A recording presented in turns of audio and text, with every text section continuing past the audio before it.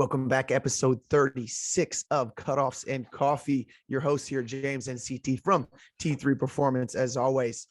Have on today's episode the Director of Performance Psychology and Team Behavioral Health Clinician of the Green Bay Packers, Dr. Chris Carr. Dr. Carr was my mental performance coach when I was playing football at Indiana University years ago.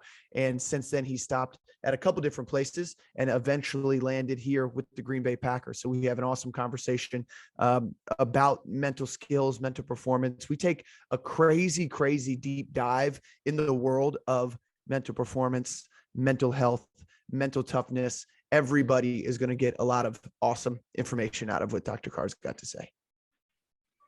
And this episode, if you find yourself that you're in Green Bay and you're getting a little chilly and need to put a crew neck on, well, luckily Cutoffs and Coffee just came out with some crew necks. So if you need to, put something over your cutoff, we call it your tarp. Get your tarps out, get your crew necks.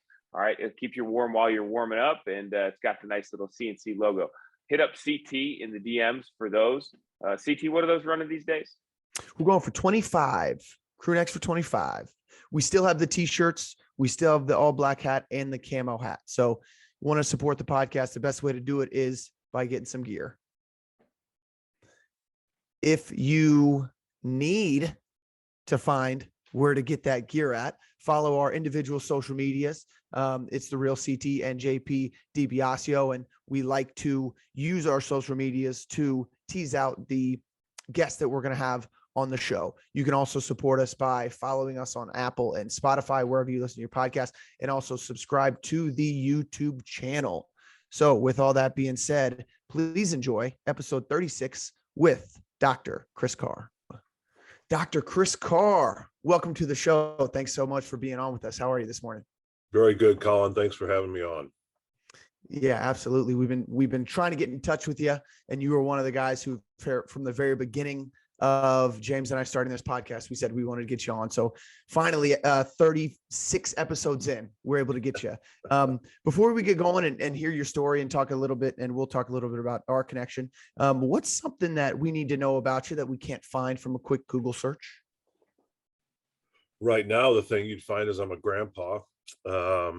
Just on January 29th, our daughter and son-in-law had their first little girl. And congratulations. So I've always kind of said in life's journeys, you have different moments where you get a different feeling, a new feeling. It's kind of like when your child is born, there's a different love you feel than the love you have for your partner, your spouse. And when I saw my granddaughter the first time, I got that same feeling again. So I don't feel that like I'm a grandpa, but it's a pretty cool experience. So you ain't finding that on Google anywhere. That's the truth, because I Googled you and I couldn't find that. We also always kind of talk about, how important it is for coaches to build their skill set, just to be able to be more versatile and also be able to have the communication with the athletes when they are having a tough time building a skill. Can you remember the last skill that you taught yourself or something that you're currently working on? Yeah, absolutely. I heard John Wooden. I was fortunate early in my career to have had an opportunity to meet Coach Wooden when I was at a seminar out on the West Coast and at UCLA, and had a chance to visit with him. Of course, being a Hoosier by birth and growing up in Indiana, you kind of connected. But Coach Wooden made a comment on a radio interview I was listening to one time during travel in my car, and I wrote it down. And I use it a lot. He says, when you're through learning, you're through. And so to me, learning is a continual life goal. And so, for example, some recent stuff we're doing is exploring restricted environment, like float tank research and mental health, mindfulness training.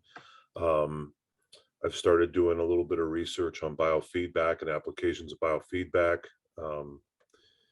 And really, because our culture is changing and there's so much more technology, I put a question mark by the efficacy of a lot of that. But I think there is a place in this culture where athletes can utilize. And so some of the things we do in our programming here is connected to our players' iPads. And so I'm curious as to seeing what's the most relevant and efficient type of utilization of mental skills that, and what different kind of environments or tools can you incorporate. So I'm always trying to stay on cutting edge and do a lot of reading, or I should say I have a lot of books on my desk that I haven't read yet, but they're on my list. Yeah. And quite often it's a lot of times the players will say, "Hey Doc, have you ever read this book?" And if I haven't, I get it. And then I have some kind of classic books I think are really good fundamental that I keep extra copies of and give it to our young players and our rookies. Just when they demonstrate a degree of interest and investment that they're going to work on this, then I'm going to give them the tools to be most effective. So I think the question about learning, I'm learning a little bit more about use of alternative interventions, but in a prescriptive manner, and just trying to find ways to be kind of creative to give athletes, you may have a hammer, but if you're a master carpenter, you probably have a few hammers that you use in certain situations. Whereas I have one hammer, and I'm going to try to use it no matter what nail I got to pound in. I'm going to use the same hammer all the time, probably not the most efficient way. So Yeah, I'm a and of biofeedback and using technology, and James is not. So we have good kind of conversations there. Before we get into your story, what are some of those books? Because I have a question, about resources for athletes who work with you, extra resources that you give them. Because we also have the question a lot, hey man, you got anything, podcasts or books or whatever that is. What are some of those resources that you're able to give your athletes? Well, some of the books that I found that are kind of good fundamental reads, and there's all kinds of books. You can walk into a Barnes and Noble, you can go on Amazon, look under sports psychology, and get tons of reads. And but Terry Orlick was a Canadian sports psychologist. Terry passed in the past year or so. Really very authentic and genuine, and really kind of 20-30 years ago was doing some good writing. So Terry Orlick wrote a book in Pursuit of Excellence. He also has a book called Psyching for Sport. And it was one of the kind of early entries into what is mental training. And I think Terry has a really good writing style. There's a book called Mind Gym by Gary Mack. And Gary used to be in Arizona. And I knew Gary the year I was at Arizona. It's a nice, basic kind of book to read. And I'm fascinated by Mihaly Csikszentmihalyi's research on flow and flow state, that optimal state of performance. And there's a book by Susan Jackson called Flow in Sport. And Susan is an Australian. She did her doctoral work over here in the US and did her whole dissertation research on Csikszentmihalyi's flow state phenomenon with athletes as a population. And it's a really good book about kind of being in the zone. So those are a couple standbys that I'd encourage, someone who's kind of interested in this area. There are tons of reads. My mental training manual that I use with high school athletes, with you at Indiana, here in the Packers, is 13 pages. I'm a believer that there's a foundation set of skills that you must practice and adhere to, and off of that comes the kind of additional skill set. But if you're not doing the fundamentals, it's difficult to add there's a lot of sizzle but no steak sometimes in my realm. And so I think having just some basic foundational work. And I'm surprised how our rookies and players that approach, and we talk about it, and they come in at this level, they maybe have experimented with mental training, but they really want to work on it. And they're kind of shocked at the simplicity of starting practice. And when I prescribe those tools, I want to see how motivated you are to make a change. If I give you 50 different things, you can be overwhelmed and kind of pick and choose and never make a solid commitment to any of it. And how are you going to really develop this part of the mind, which is so complex and so phenomenally unknown? And but we're going to do it with these little simple exercises. It takes time. Yeah, tons of great points that I know we both want to dive into. We want to hear your background. So just so we can kind of catch people up where you're at and now kind of how, obviously, like you had mentioned, we be an Indiana guy, Muncie, is that right? Being a Muncie guy. Yep. Right. And so I love having Indiana guys on, being Indianapolis Carmel guy. So talk us through your background, through your college football experience, and then through now into your professional experience. And then we'll kind of get back into talking about, those foundational skills that you had just mentioned.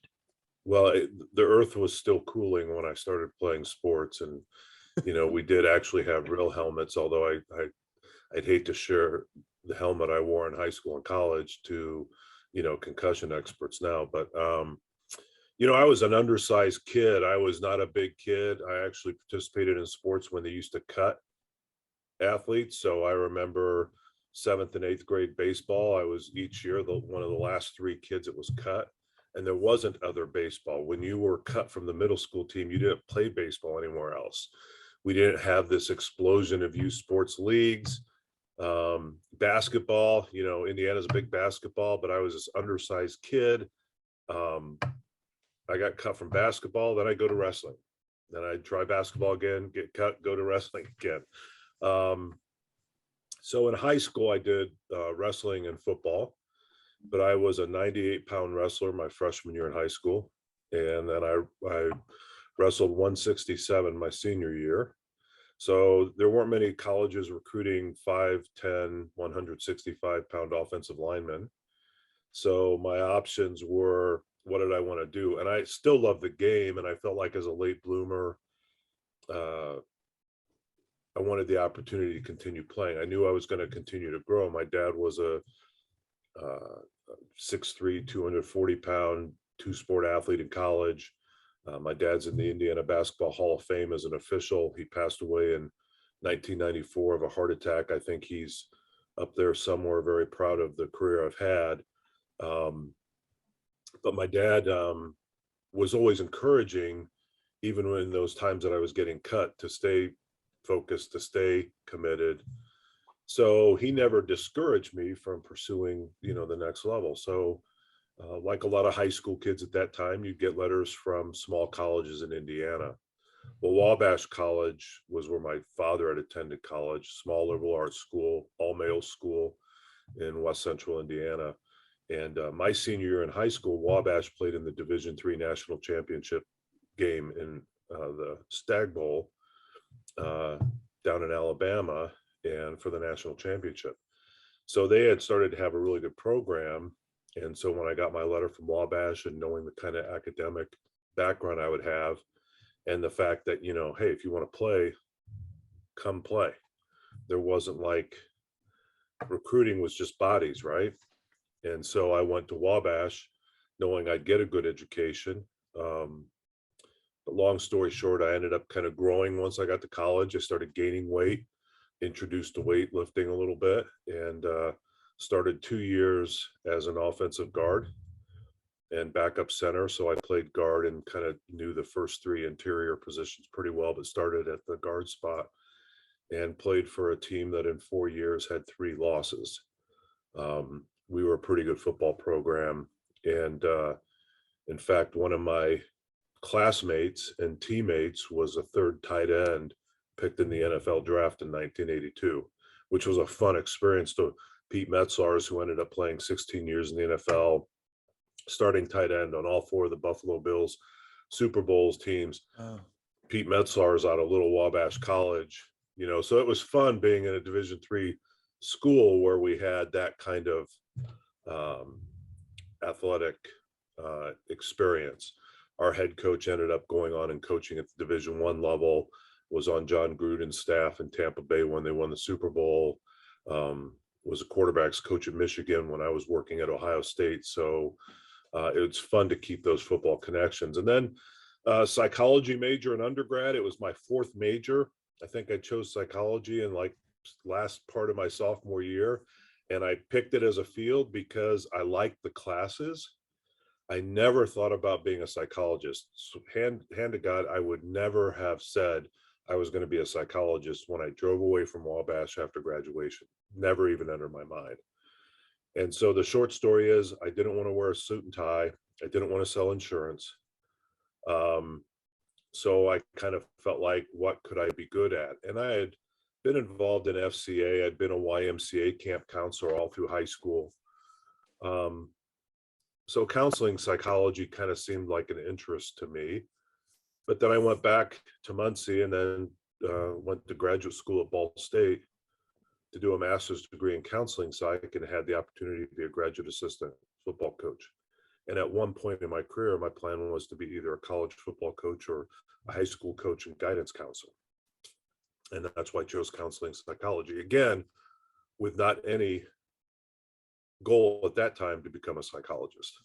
So it's a later part of my journey. But I think in my master's level, it was kind of like, that was in the day when GAs cut film strips. I mean, you literally got canisters of film, and every GA during the season would have to go from Western Michigan or Eastern Michigan or Bowling Green, and we'd have to drive to Indianapolis after the game, take these cans of film to this film place and hang out for 6 hours till they made copies. I mean, it was like, now a coach finishes a game, and by the time they walk their office, everything's cut up and downloaded on their computers, just so different. And then Sunday, the GA's job was to cut all the film strips. I mean, it was, and that's what I did. And it was mind numbing and boring. I understood the reason, but I didn't get to coach as much as I wanted to coach. And I think in hindsight, that was part of my destiny. And so the counseling field was real fun for me. And I started kind of thinking about what I wanted to do, and I decided to go work. I actually had applied for my PhD at the end of my master's, but I did really crappy on the GREs. And I still need to write them a letter and tell them that they were wrong about my potential success. But standardized tests do have that. There are people at the end of the continuum.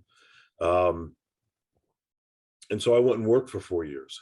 And when I made the decision to go work, and I ended up working in substance abuse, because I had done a practicum at the end of my master's in an inpatient addictions unit. And I found that work really challenging, and patients were really challenging and sometimes difficult. And the disease of addiction is really quite dynamic. So I kind of, as a therapist, I found that field fascinating.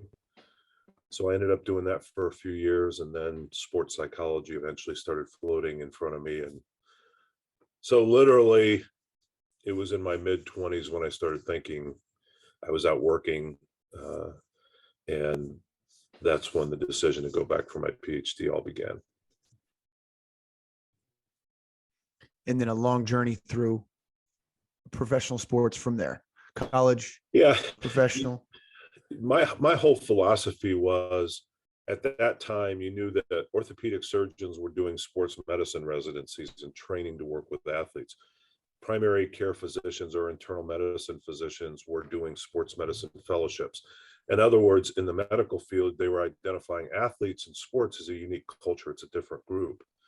And athletes are a little bit different than the general population in terms of physical injury and those types of things, or training demands. And so I had started reading some books, and I started thinking about becoming a psychologist. And I felt like if I was going to impact the field and ever call it, let me put a caveat: there is no such thing as a sports psychologist. You are either a licensed psychologist in the state where you practice, which means you got a PhD in clinical counseling or school psychology. In every 50 states, there's state law that says you cannot call yourself a psychologist unless you're licensed. But if you call yourself a sports psychologist and you have no competency or training in the field of sports psychology, then potentially you're practicing out of your competency, which is written in the state laws regarding the practice of psychology. We've kind of navigated, it's become kind of a guru dominated field, and people don't ask the questions about training. So I think part of my academic preparation was, if I was going to practice, if I wanted to do something in sports psychology, I better get the combination. So I went back to do my PhD in counseling psychology, but I did my minor in sports psychology. And I'd been the first doctoral student in that program in its history to really kind of specify that type of a minor. And I did that at Ball State, and I had a phenomenal doctoral committee that were very supportive, and they loved the idea that a counseling psychologist could go work in the sports world and impact athletes as a specific population as a psychologist. And I had read some books, and there were folks like Bruce Ogilvie and Jerry May and Dr. Shane Murphy, who got hired at the U.S. Olympic Committee in 1986 as their first ever psychologist. And it was kind of cutting edge. So there weren't jobs out there, but I felt like if I was going to make this commitment, my wife and I were going to go back and leave, full-time paying salary to go back and get my PhD. I was going to create the path. And so I went back to Ball State. Doing your PhD was a 4-year journey. The third year of my 4th years, I got to go to the Olympic Training Center in Colorado Springs and work as a research assistant in sports psychology. Did my dissertation research. It was phenomenal because I worked with the athletes that were in residence. I worked with national teams. And I said, yeah, this is what I want to do. This is what I'm supposed to do. And so finished my PhD, landed in Pullman, Washington as a psychologist for their athletic department. And at that time, I think I was one of 4 or 5 individuals in the entire country that was a full-time psychologist embedded in a collegiate athletics department. And then from there, it's been quite the journey. But I look back and I find students today that are 26, 27, and they're finishing their degrees. They've never not been in school.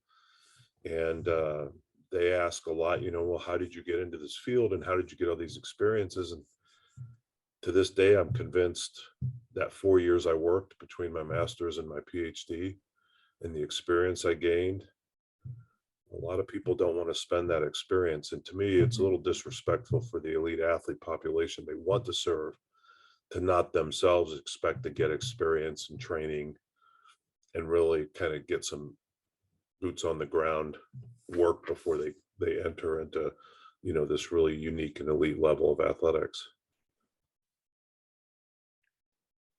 Now, as you're getting into this field, it's being created as you're kind of creating your own path, right? So if we kind of look at, the modern day, just like you said, we could have a student that's in school from the time that, they're enrolled in kindergarten all the way till they finish their PhD. And then they're going to start, in theory, practicing sports psychology with students without getting that, boots on the ground experience. Having walked the walk in your path, especially, was there any moments in your path as you're either, practicing as a counselor in substance abuse or starting to work with sports performance in sports psychology specifically, that kind of shifted how you view your either your role as a psychologist or the role of the sports performance, mental performance as a field, that kind of created, the path that you're on today? Were there any paradigm shifting moments in that early couple years? There's a couple things, James, that I consider kind of benchmarks for me. Being an old offensive lineman, I think there's a mentality of we're not in it for the glamour like wide receivers and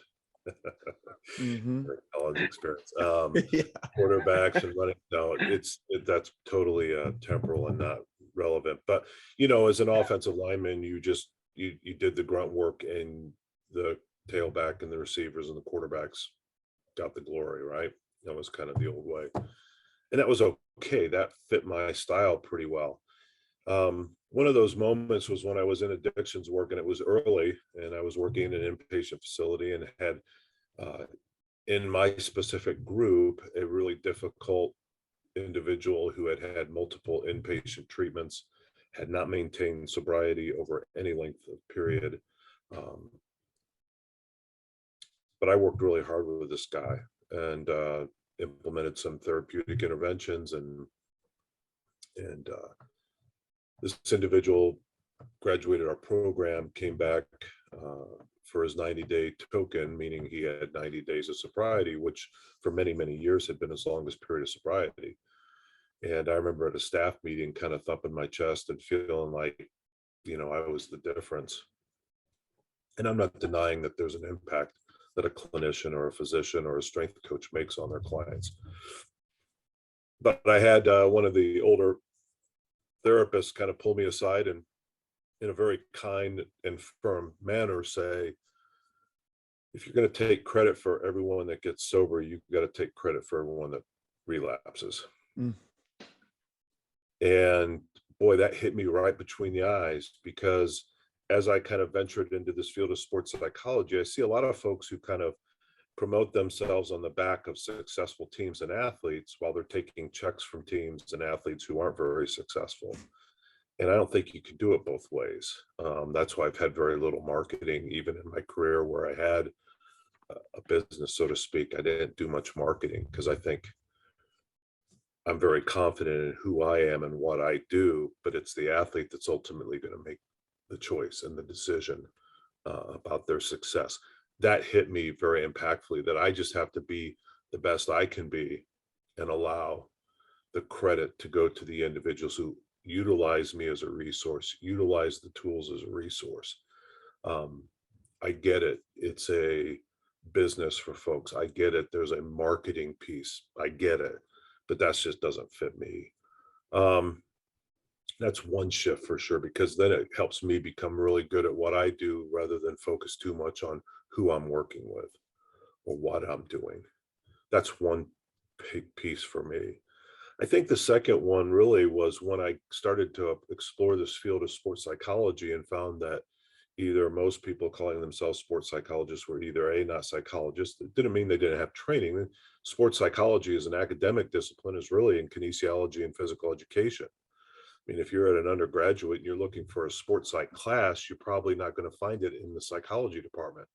It's really kind of had ownership within physical education, which is, if you study the history of it, and I've taught sports psychology at the undergraduate and graduate level, so, having an academic understanding of it.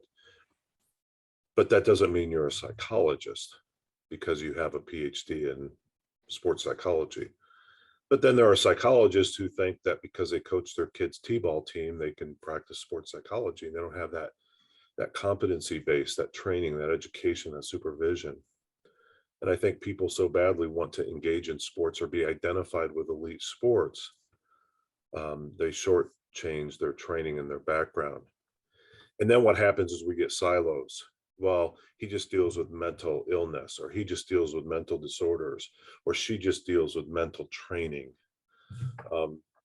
Every athlete I've ever seen is a human being. Every athlete I've ever worked with has family. And they have emotional and mental and behavioral health that's on a spectrum, continuum.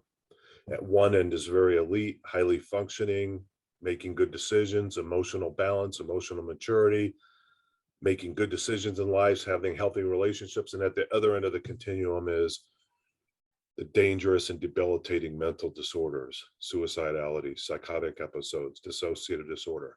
But there's on that continuum, right?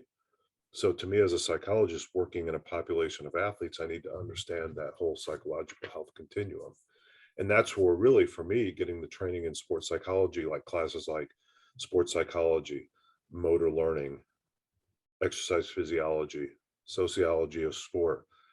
I did an independent study on the psychology of injury with athletes. In our culture here, I'm part of their rehab, period. Not optional, but part of the rehab process, because there's just too much data that indicates there's an emotional and a mental component to injury and rehabilitation that oftentimes is not attended to. And so for me, being able to kind of look at myself as a psychologist that has this large toolbox, I have a good reference set with the training and experiences I've had, and then just through the experiences I've had. As I said, when I started Washington State, there weren't, athletic departments were not hiring mental health people in-house. They were sending it out to counseling centers. They were sending it out to private practice. It wasn't integrated. And what I used to say to athletic directors is, well, you have an athletic training staff. Why don't you send the athletes to the student health center to get their ankles wrapped? If that's the model, why did we bring athletic training in-house? Strength coaches, every campus has a student recreation center. Send your athletes over to the student rec center. Work with one of those master's level exercise physiology students. No, they have whole strength staffs.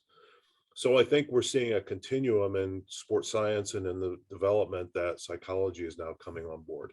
And a classic example is when I was at Ohio State University from 95 to 2000, I was the one psychologist for the entire athletic department. That was 36 athletic teams and 1,100 student athletes, and there was one of me. Now, I did have resources, and I created a network of referrals and then created a postdoctoral fellowship that was half-time to help me. But now Ohio State has 4 or 5 full-time staff, licensed mental health staff, as their sports psych department.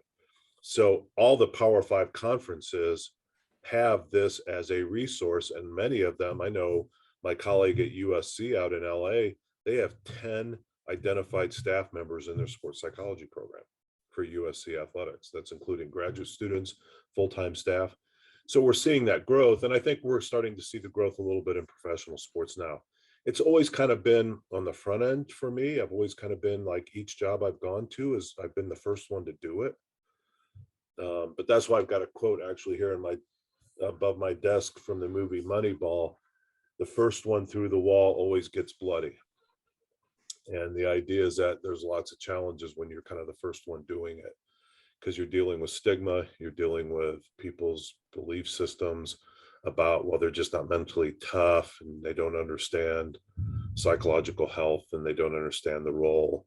They don't understand that I'm not a motivational speaker. In fact, I don't believe in that, because my approach is, if you're an elite athletic team and you need a motivational speaker, the underlying message is you don't have internal drive, internal motivation to be self-directed, to be self-motivated.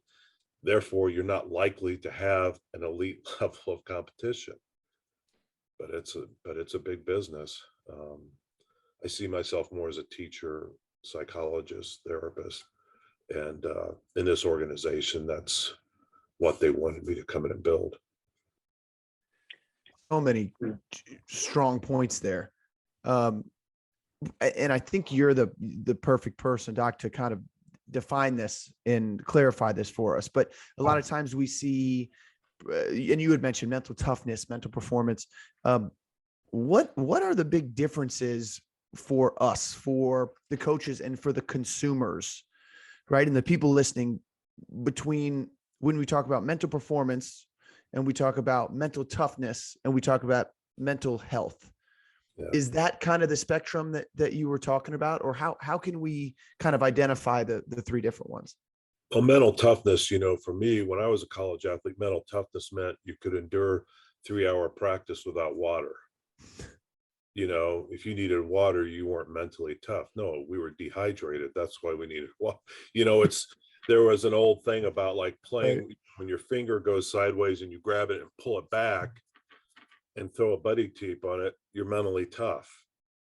Notwithstanding the fact you might have torn ligaments, but who gave a crap? Because, you're either tough or not tough. Right. And they're very projected kind of terms. Well, Graham Jones is a sports psych researcher in England at Loughborough University, and they started to operationally define what is mental toughness. And so there's been some academic work, and there's a disconnect in our field. The academic field, I think, could really inform and educate, but the problem is that sports is so proprietarial and protected that you can't really do the research. But I see academic departments of big schools thinking, why can't you have collaborative relationship to find the research? Back to your point, to me, there isn't a mental toughness quotient. There are trait factor measures, but those are self-report. What athlete's going to report themselves as anything less than mentally tough? What athlete's going to report themselves as anything less than mentally focused? But it's demonstrated over time. Sean Mccann is a senior psychologist at the U.S. Olympic Committee. He's been a colleague, friend of mine for many, many, many years.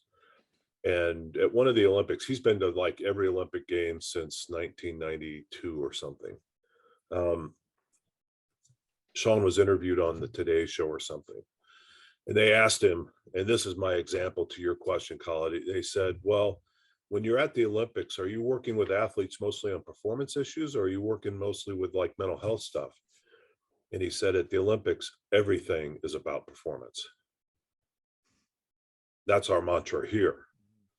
So Dr. Carr, who's the director of performance psychology, and that's a very specific title for the Packers, is everything in these players' lives is about performance, their family, their relationships, injury issues, role in their development as a NFL football player. Everything is about performance. I think for many years that dichotomy was split out because folks who didn't have mental health training wanted to say, well, I just deal with mental training and but you're still dealing with cognitive processing. You're still dealing with emotional management. You're doing the same things that psychologists as a discipline are trained to deal with. And I think it's just been semantics and grammar, So for me, it's an individual that has a psychological process, including emotional management, cognitive management, behavioral management, those elements of psychology. So we don't differentiate. We do talk a lot about mental health, and it is from a performance standpoint, because the research is very clear. The mentally healthier you are, the better you're going to perform out on the field. And yeah, we have athletes who are wonderfully talented athletes. I remember when I was at the Olympic Training Center, one of the first presentations I did was just on mental training to a national team. I won't say the sport, but when I finished doing the talk, and that time, you still had a little bit of doubt and you had a little bit of stigma. And I had one of the team members say, when I was asking for questions, said, well, what would you say to someone like me who has like 3 world records and 2 world championships, and I've never done any of this stuff? And I said, what would I say to you? And I said, okay, well, number one, I'd say you probably have done this stuff. You just didn't call it what I called it. And they kind of smiled. And then I said, and second of all, it tells me you were satisfied with just those 3 world championships and 2 world records. And I wonder how many more you would have had if you did do this stuff. And when you talk to athletes, and one of the things that I'll do with teams that I speak with is, for example, I'll say, how much of your game from 0 to 100% is mental? Well, obviously, when you're talking youth football, the kids have all different kinds of physical abilities and talent, right? But as you move up the developmental curve to get to the most elite level, and I've been to the Olympics, I've been at high Division I athletics, I've worked with Major League Baseball, I worked 13 years in the NBA, I worked in MLS for 4 years, and then now in the NFL. This is the top level of sport for that specific sport. So most of the athletes at that level are going to tell you 90% or more of my sport is mental. Second question I ask is, of all the mistakes you make playing the game, what percent of your mistakes are mental mistakes? Meaning you lost focus, you got too anxious, too nervous, or maybe you were flat, or you had self-doubt. You had something in your head that you weren't aware of that was impacting that moment. And most elite athletes that I speak with will say, well, basically all of my mistakes all of them, right? That's what I was thinking. Yeah.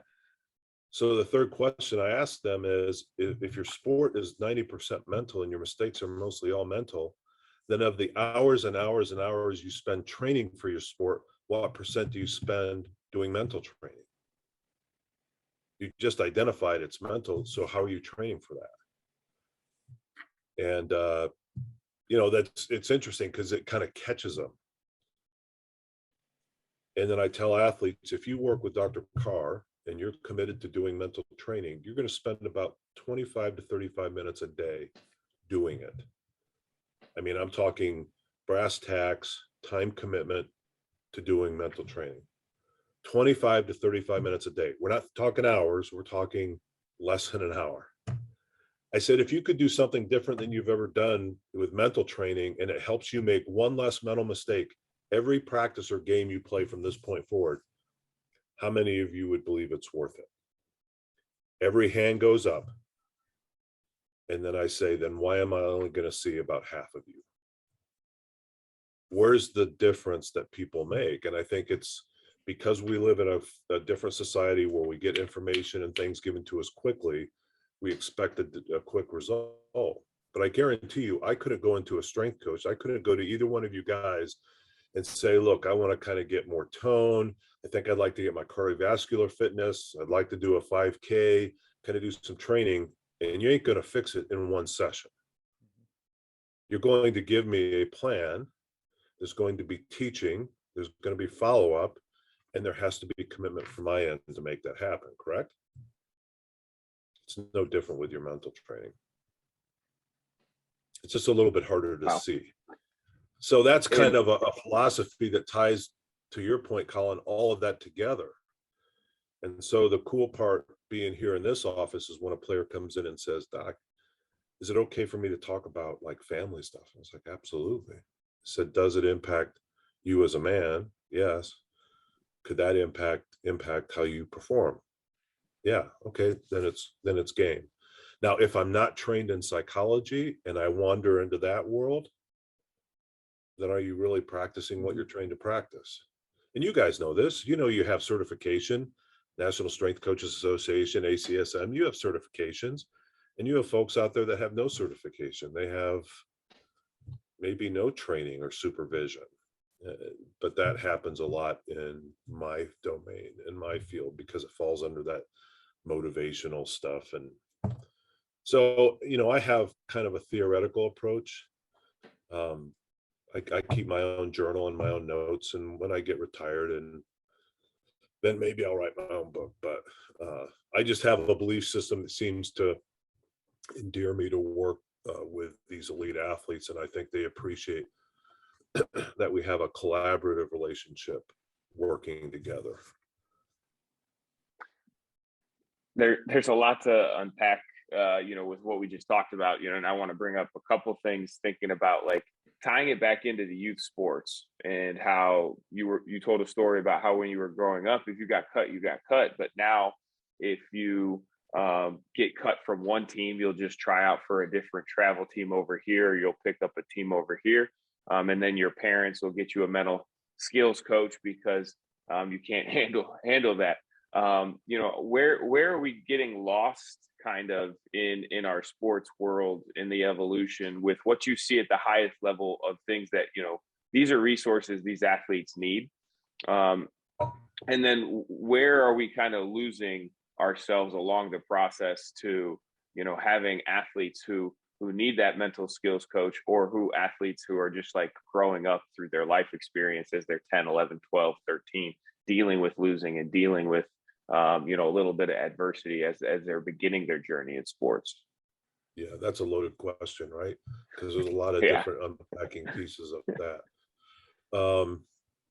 Youth sports has changed so much. It's become a business, a big business. And I think about being in Muncie, Indiana, and playing 5th and 6th grade baseball.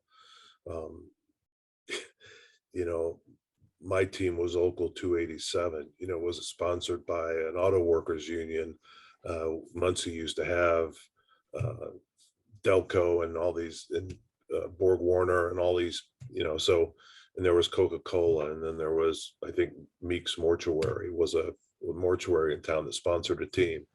And that was kind of the extent of the involvement. And then the coaches were basically men who loved the sport and saw themselves as teachers. Now it's a business. But in all the research in youth sports, they haven't really moved too far away from the fact that the number one reason kids stay involved in sports is fun. And the number one reason why they leave sports is because it's not fun. Right. And you think about it, in our cognitive development, we really don't develop that third person perspective. Like, can't you see what you're doing? Well, you really can't till you're about 12 years old, 11, 12 years old. So we take 8-year-olds and try to teach them about team building, and they can't make that connection, not because they don't care, not because they're unable. It's just they're just cognitively not there. And I think I learned a lot by being cut. I didn't like it. I didn't feel good about myself. You had to go to school the next day and deal with people, and you knew you had been cut. So, but you learned about how to overcome that, right? And now if I just pull a kid and say, well, you're not going to make that team, so I'm going to create my own team or go put you on the team with my buddy, then did I really make it because I have the abilities and talents to make it? And I think there's a disconnect, and it becomes more about social relationships instead of skill development. Talent that's identified early often gets surrounded by so many layers of individuals and that type of thing. And the one thing I've seen for years at the elite level is that sometimes it really does kind of handcuff them when they have challenges that they've never experienced. And they don't really have the emotional intelligence or the emotional maturity to know how to manage that. Something that they probably should have learned when they were younger, and learn that you keep moving forward and you keep establishing goals and you get over it. I think Jim Thompson, who's the president of, I think it's called the Positive Coaching Alliance, is a nice organization that's done a lot of good training. And I think there are entities out there that are trying to do it the right way. And I would guarantee you that 80 to 90% of adults involved in youth sports want to create sports as a very positive vehicle for kids.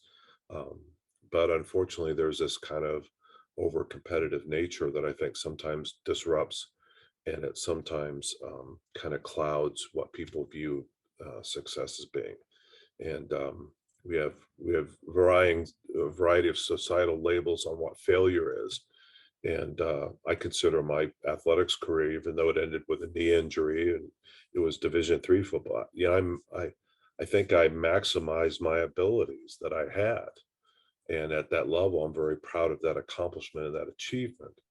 But I think other people are doing too much comparison, and I think kids have a hard time developing self-esteem and developing self-concept if they're constantly being compared to others. And I think that happens a little bit now. I love speaking to youth sport coaches. I've done lots of workshops on coaching youth sport participants, creating fun, creating fitness dynamics, creating, working together and those kinds of societal dynamics, skill development. Yeah, those are important parts of the experience. But when we lose the fun, I think you lose a lot of good kids. And I think sports specialization to a certain part. We don't see a lot of multi-sport athletes. I know oftentimes in professional sports, you love to have a player come into your building that's had multiple sports because they've learned how to find that balance. And we've kind of taken that away a little bit. Now, this is coming from the father of a collegiate Division I athlete, where my daughter did gymnastics for 4 years in college. And, at some point when she was early age, we tried to get her involved in everything, camps and different things, but she fell in love with that sport. At a certain age, you really have to individualize it just for the developmental skill piece, but it was her love. So unfortunately for her, it panned out to a wonderful experience, and she's coaching it now, so she can take those experiences as a coach with the young girls she coaches.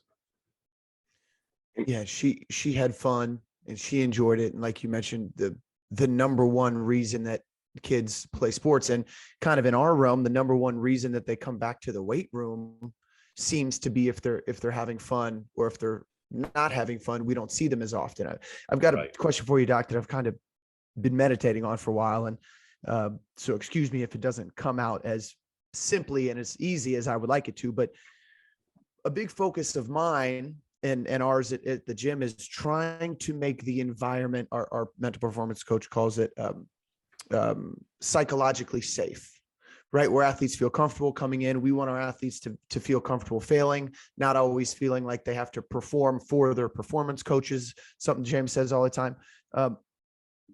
Are there maybe KPIs or are there measurements that would help us as coaches be able to make sure our athletes are psychologically comfortable in the situation when they're with us training? Yeah, to my knowledge, I don't know of any specific measures. I would encourage you to check out Michigan State University has an Institute for Youth Sport. And Dr. Dan Gould, who's, I think Dan's close to retiring, but Dan is a very respected colleague and friend of mine, kind of came up through that PE Kines world. But Dan was like the chairperson of the sports psych program at Michigan State, but their focus has been on youth sports. So if you look up Institute for Youth Sport, Michigan State University, I know they've done a lot of things with the Michigan State High School Athletics Association, and it would be good academically sound measures. You know, to me, psychological safety is about an individual that feels that the person working with them, the adult working with them, is working with them on the same goals and has the same objectives and is doing it in an encouraging, supportive, and boundaries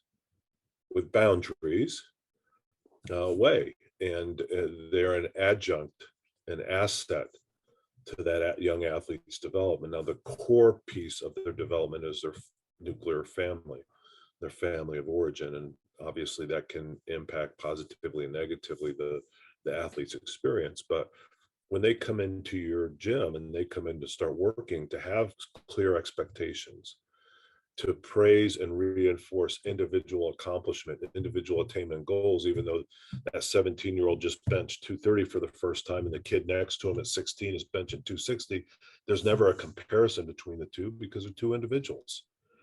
But what they're doing is finding their own goals, and that results in taking the time to do process goal setting, to individualize the goals that you work on. And you can challenge. But to me, I get asked this question, like, you know, I had a period of time, and this has been 20 years ago. I actually had a D1 football coach reach out to me about would I have interest in being an offensive line coach. And, you know, I thought it was a joke. And they said, no, you can learn the X's and O's. You played the game and you coached at a level, and it wouldn't take you long to get caught up on that. But what you do know is the psychology of that position and that group. It was intriguing. And I remember my wife saying, well, I said, I think I'd be pretty loud, but I'd be loud in a good way. But the one thing that I would be confrontational about is lack of effort, because effort is within the control of the individual. Now, their technique may not be perfect. You know, their skill set may not be ideal. I'm not going to criticize an individual that doesn't have the skill set. But if I'm a good teacher, I'm giving them tools to develop that skill, but then it's their effort that they're going to measure. And I think we can be encouraging. I've had coaches in the past, you know, that realize, God, when I watch myself on film, I only blow the whistle to yell and scream. I never blow the whistle to praise and reinforce. And it was like that self-awareness is part of your growth. I've worked with strength coaches before. I said, if you want to know what you're like in the weight room, set up a camera sometime or have someone film you without you knowing it. Then you get a good measure of kind of what your dynamic and your energy is like. And they're kind of like, well, that'd be weird. It's like when I was being trained as a therapist, as a counselor, in my master's and my doctoral program, all of my practicum classes where I saw live clients, meaning people from the community, every single one of my sessions was videotaped or audio taped, every single one. So for me, being trained as a psychologist, which is very relationship and therapeutically bound, I needed to have that modeling and I needed to have that feedback to kind of see how I was in interaction with my clients. And it was awesome.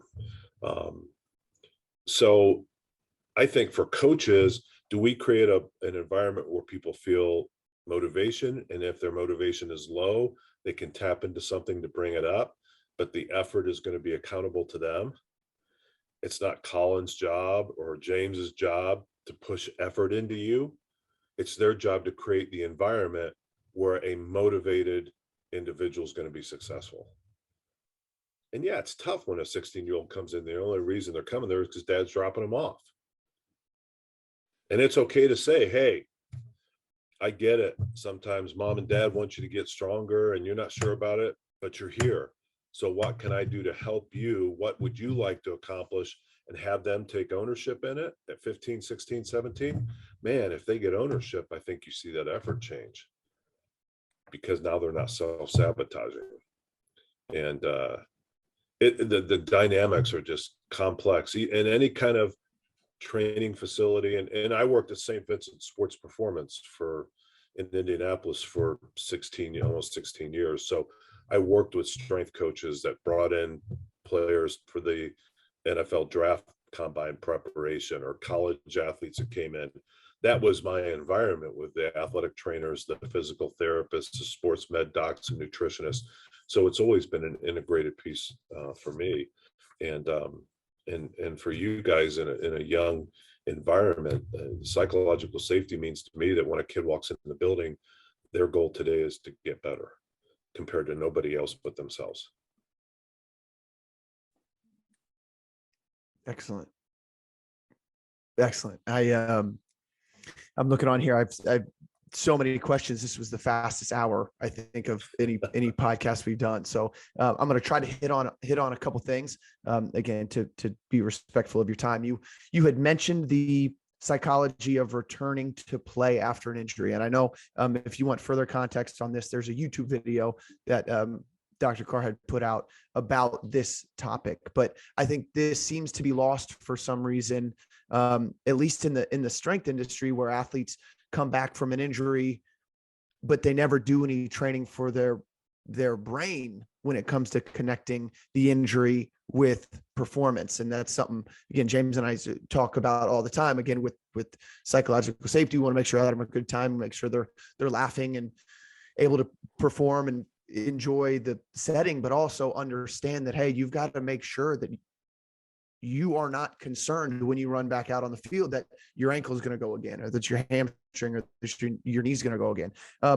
Can you kind of give us just a couple of points there on the importance of understanding the psychology of return to play from an injury, for athletes and for our coaches to hear? Well, it's an integrated process, right? And it takes time to become integrated and be part of a process. As I say to our athletic training staff, I wrapped my daughter's ankles when she was a JO level gymnast. That doesn't make me an athletic trainer.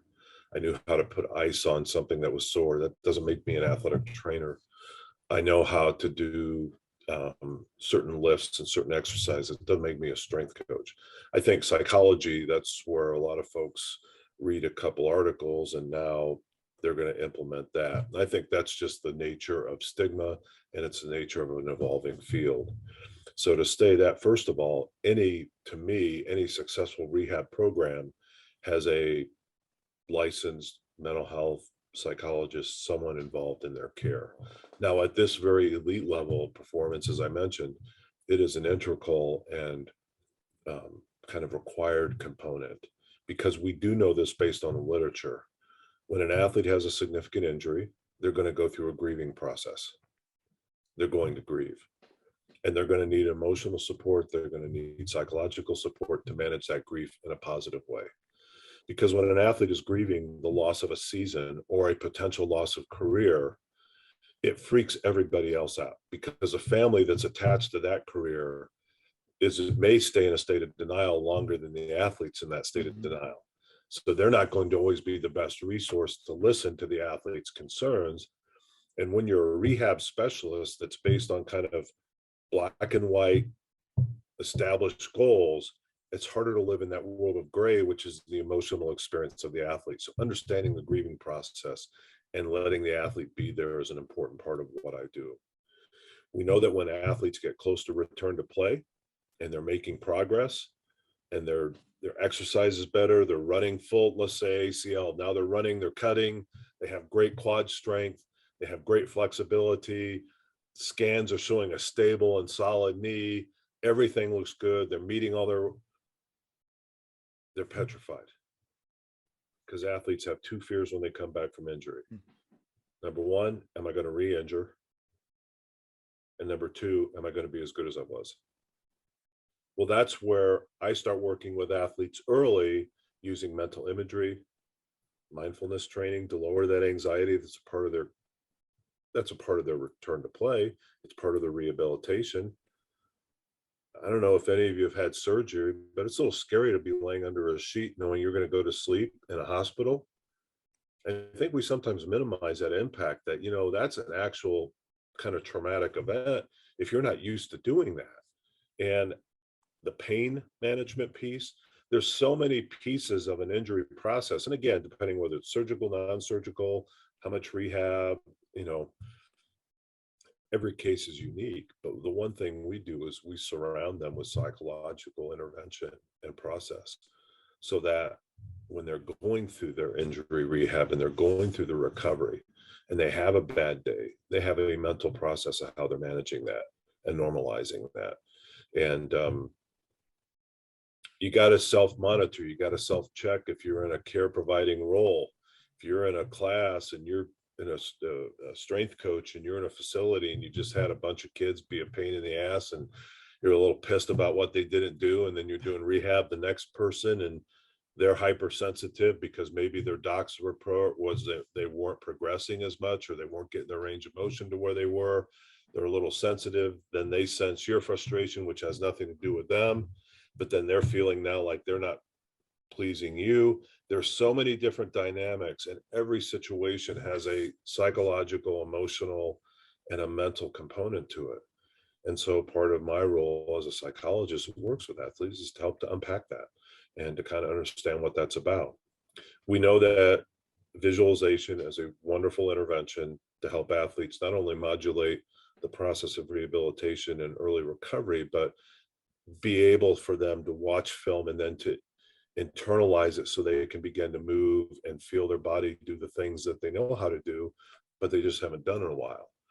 And so I'll do implemented kind of prescriptive exercises in terms of imagery, and we do some scripts and we do some things that, and the whole goal of that is to engage the confidence level and to manage the anxiety level so that when they come out, the metaphor I like to use is if you're driving a long trip, like to Florida or somewhere from, Indiana, or you're going from North Ohio down to Florida and you're on a long trip, you're on an interstate, right? And then sometime you get hungry, you get off an exit and you want to find Chick-fil-A and it's not right there at the exit. So you got to drive into town a little bit and you drive in and maybe you find it and then you get kind of turned around, you get a little lost. Your anxiety level gets up because you're on a plan, and you can't find the highway and you can't get back the interstate. That anxiety, that confusion, that loss is kind of what happens when an athlete gets an injury.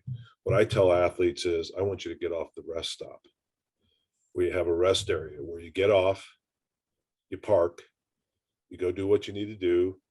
You may get a snack or two, and then you go right back onto the interstate. You can't get lost.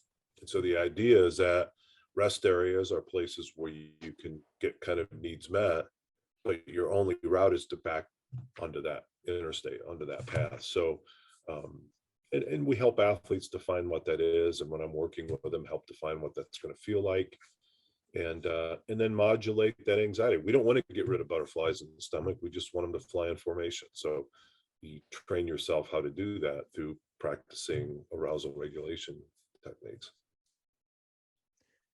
And then how about, we'll kind of wrap up with this one. How about a recall from one of the first things you said, talking about the foundational skills that you build on in 13 pages of, information that you give to your athletes. Can you touch on what some of those foundational skills are for our listeners? So it's something that, obviously don't have access to you, but maybe they can start working on their own.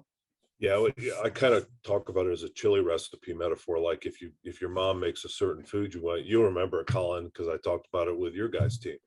It's kind of like a chili recipe, right? Your parents or a family member makes a certain dish that you really love, and you ask them to give you the recipe. And so they take a little card like this, and they write the ingredients on it. And then the backside, they write how to make it. And you take it home and you make it the first time with all the ingredients that they put on it, and it doesn't taste the same. But to me, a good mental training plan has goal setting. That's a foundational skill, because one of your goals is to do mental training. with the emphasis on process goals versus outcome goals. The process goals are the goals that you control. To go in and say, I want to be a first-year starter at Ohio State, well, you don't control that. But what do you have to do first in order to get that opportunity? Improve your 40 speed, improve your strength. So those are process goals. You need to know where you're going. I don't have a problem with the outcome goal, but focus on the process goals. Goal setting is a foundational skill. The second one is arousal regulation. Learn how to breathe. Learn how to find calm and composure. If I was doing a sports psych lecture, we talk about arousal and performance relationship. The more aroused you get, the more you dial into your performance. And then if you're over aroused, your performance drops off. So you got to know how to control your arousal so those butterflies don't get the best of you, the nerves don't get the best of you. You learn how to control. Well, you teach yourself that through relaxation training, mindfulness exercises, meditation. Find a tool that teaches you that. The third thing is focus and concentration skills. And that's the ability to dial in the moment, to pay attention to what we call the relevant cues. Like the most irrelevant cue is the last play. If you drop the ball, if you miss a shot, it's irrelevant once you move to the next play. But if you're hanging on to it, now it's taking up space where you can focus on things that are relevant to the next performance. So knowing how to differentiate relevant and irrelevant task cues and performance cues is where your focus and concentration strategies. And that's where visualization,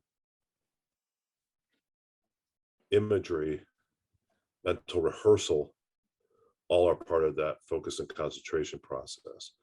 So you got goal setting, arousal regulation, focus and concentration skills. And then for me, the fourth kind of and final ingredient is to have mental routines.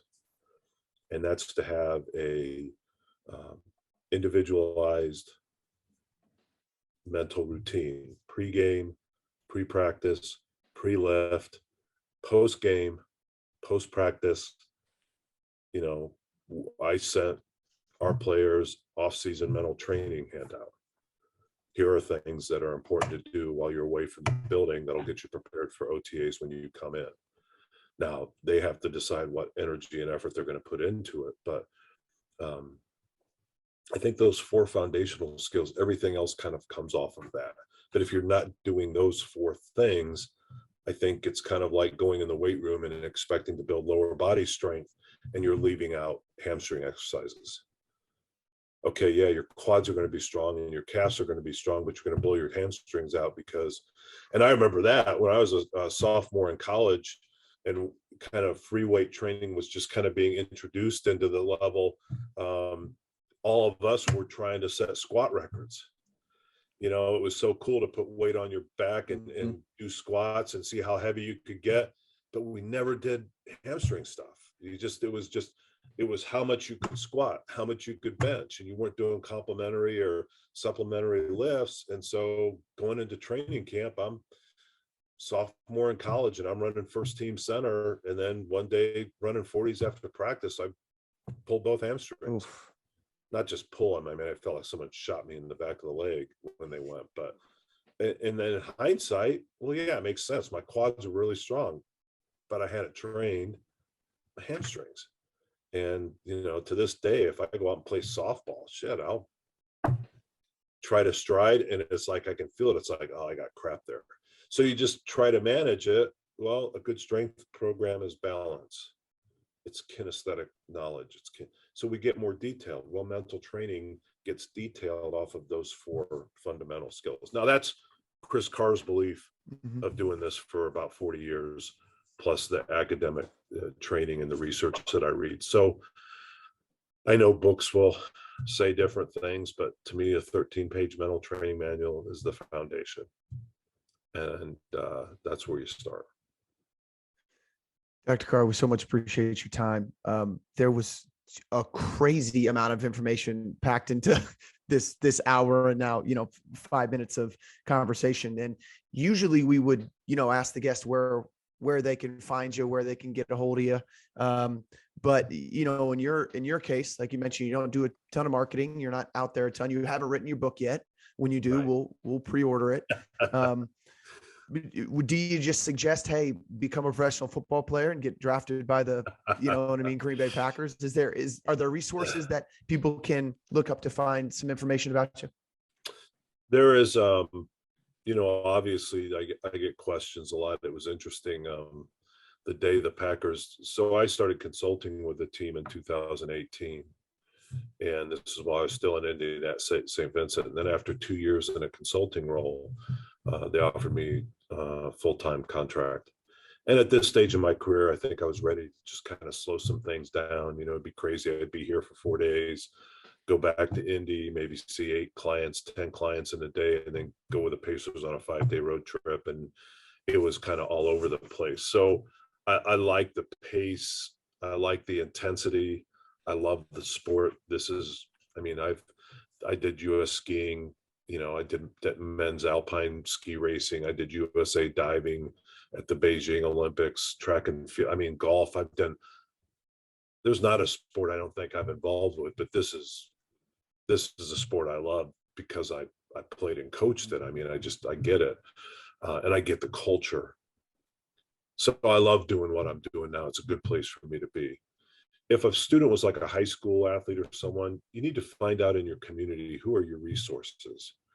A good way to check is at the collegiate Division I level. If you're near a Power 5 school, even some of the FCS schools and D2, D3 programs are identifying people who are kind of their sports psych resources. And a lot of those folks are doing it part-time, so that means they have practice. There's also an association of applied sports psychology that has a certification. It's called the Certified Mental Performance Consultant. It's kind of the only thing that's out there. And if you go on their website, you can do a search to find people who meet that certification. But I'm saying be good consumers. Ask about training. You guys are in a training facility and you're in Cleveland. Cleveland area has some really good colleagues, people I've known for a long time, Jack Lessick.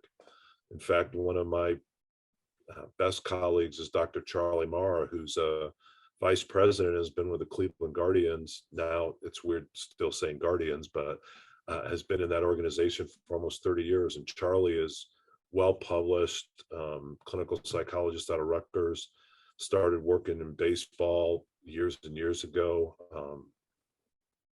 There are folks out there that do good work. The U.S. Olympic Committee has a registry of sports psychology providers that they approve. I don't know that they ever post the registry, but just be a good facilitator. Because someone has a website or a page, I guess I'm the old man get out of my yard kind of perspective on this, because I grew up trained as a psychologist where you were there as a confidential resource, and your goal was to not be on the big screen. Your goal is to be visible, but not how to be available without being in the way, how to be visible without being intrusive. And I've spoken, I've been president of the division of sports psychology in the American Psychological Association. I was very honored, humbled to receive their Bruce Ogilvie Professional Practice Award a few years ago. As a colleague once said to me, a very respected colleague I have said, what else do you need to do in this field? You've kind of done everything. You've been to 2 Olympics, you've done this stuff, and I still care about the field.